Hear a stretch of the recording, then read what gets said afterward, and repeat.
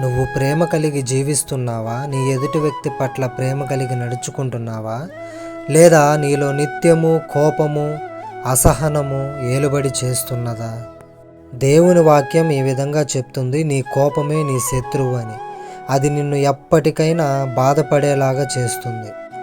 పౌలు భక్తుడు ఈ రీతిగా అంటాడు, ప్రేమ కలిగి ఉండుటకు ప్రయాసపడుడి అని.